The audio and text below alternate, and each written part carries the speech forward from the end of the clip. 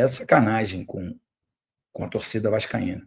Se ele mesmo, e eu não quero nem saber o motivo, não vai, é porque não deve ser legal o jogo lá em Brasília, né? Agora, para ser chefe da delegação, ele vai, ele pode, ele está presente. Então, tem muito a ver com a personalidade, né?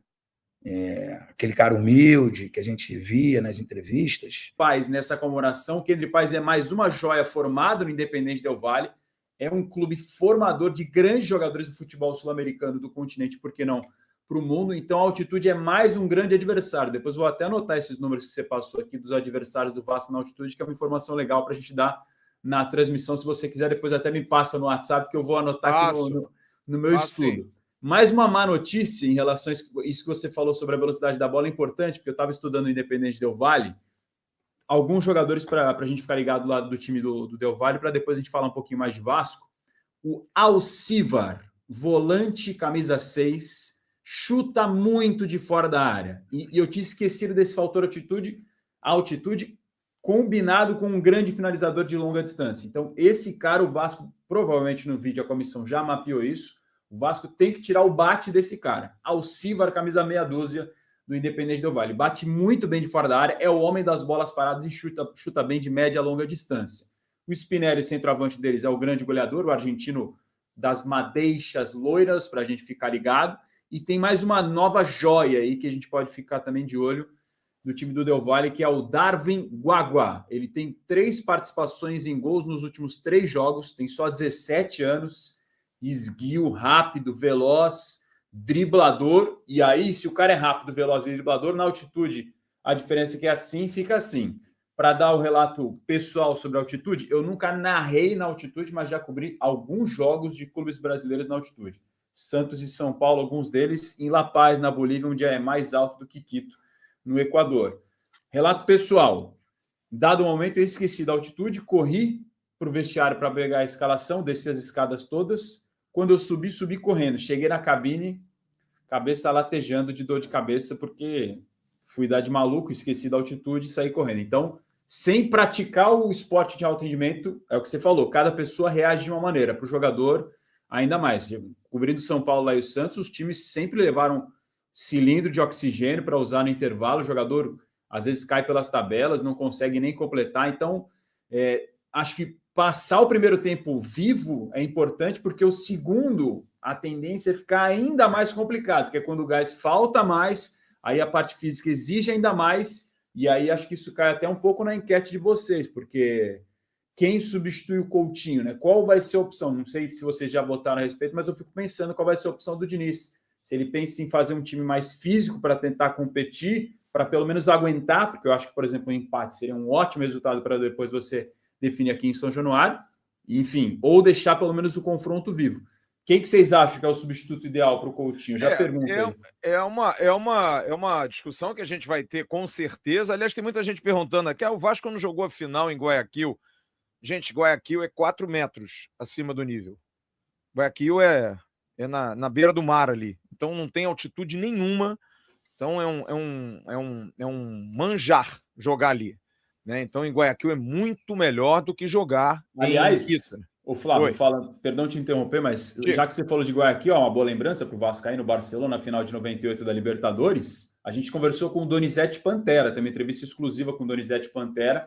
Um trecho dela vai entrar amanhã no pré-jogo do Paramount Plus, porque é uma reportagem que vai falar mais sobre o Ryan. E na semana que vem a gente vai colocar a entrevista completa do Donizete Pantera, lembrando da conquista da Libertadores, mas de amanhã vai ter também uma exclusiva com o Juninho Paulista. Só falando para não perder o gancho. Perdão pela interrupção. Legal. O Vasco já enfrentou 10 vezes times equatorianos, tá? Jogando em competições sul-americanas e tem boa vantagem. O Vasco tem 7 vitórias em 10 jogos, com 2 derrotas, exatamente essas 2 que eu coloquei aí, uma delas para a LDU, por 3-1, e uma para o Emelec em 1996. O Vasco ganhou do Emelec em 48, 1-0, sul-americano, 48, inesquecível para o Vasco. Em 1960, empatou num amistoso com o Barcelona de Guayaquil. Em 96, ganhou do Emelec 2-0 no Rio, perdeu de 1-0 para o Emelec lá. 2-0, o Barcelona ganhou em 98 aqui no Rio, 2-1 a final, ganhando lá em Guayaquil. Depois aquele amistoso na despedida do Edmundo em São Januário, 9-1 contra o Barcelona. Depois, em 2017, voltou a enfrentar o Barcelona de Guayaquil na Florida Cup, venceu por 2-1. A derrota que me referi agora há pouco para a LDU por 3-1 e a vitória no Rio por 1-0. Então são 7 vitórias, 1 empate e 2 derrotas.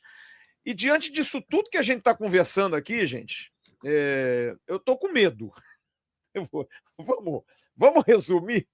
Eu vou pedir ajuda para minha avó, ligar para minha mãe. É que a minha mãe me ajuda, já Faísca, porque, porra, a gente vê aí o Razão falando, não, porque o cara que chuta muito de fora da área, o Spinelli das madeixas amarelas e não sei o que fulano é uma joia, que não sei o que lá. Todo respeito da expressão, mas que merda que nós não metemos, hein, já Faísca? Verdade. Onde é que a gente foi parar? Onde é que a gente... Era só ter classificado em primeiro, agora ia ficar aqui, ó, bonecão, treinando, não precisava viajar, né? Ai, meu Deus do céu, que fase, meu amigo, que fase. Porque o Vasco, pelo menos falam que o Vasco nunca ganhou jogando lá em Brasília, e olha que já foram muitas vezes. E só nesse Campeonato Brasileiro foram 2 mandos de campo vendidos, né? O jogo contra o Palmeiras, derrota. O jogo contra o Botafogo, uma outra derrota. Nesse jogo havia uma expectativa, porque o Botafogo estava sem técnico, perdeu 2 dos seus principais jogadores, e o Vasco tinha feito uma excelente apresentação no último jogo em que o Vasco tinha entrado em campo, que foi exatamente contra a equipe do São Paulo. Por sorte, alguns times que estão ali abaixo do Vasco não venceram, e o Vasco continua ali numa posição. Eu falo do São Paulo, eu falo do Fortaleza, entre outros que ainda não jogaram, ou porque jogam hoje, ou porque tinham confrontos aí contra Palmeiras, Fluminense, e outros times os 2 times que estavam disputando o Mundial. Para piorar ainda, né? Eu recebi uma notícia de que o presidente não foi a Brasília. Era uma coisa que eu repugnava muito. Os voos antigamente eram... Os clubes compravam o voo mais barato. E, geralmente, os voos mais baratos, ele tinha um monte de escala, né? Parava em Brasília, era um lugar que parava muito, parava em outros lugares até chegar ao destino final. Quando eu falo de voos para Recife, para Fortaleza, para Caxias do Sul, que são uns voos assim mais complexos, saindo aqui da cidade do Rio de Janeiro ou de outro estado. E aí eu reclamava muito de que quem comprava as passagens para poder economizar para o clube, essas pessoas não viajavam. E aí quem se ferrava era o atleta. Hoje, os clubes têm um pouco mais de grana, alguns clubes conseguem até voo fretado, isso ficou em segundo plano. Mas eu estou falando isso porque, se é verdade que o presidente não foi, é sacanagem com a torcida vascaína. Que se ele mesmo, e eu não quero nem saber o motivo, não vai, é porque não deve ser legal o jogo lá em Brasília, né?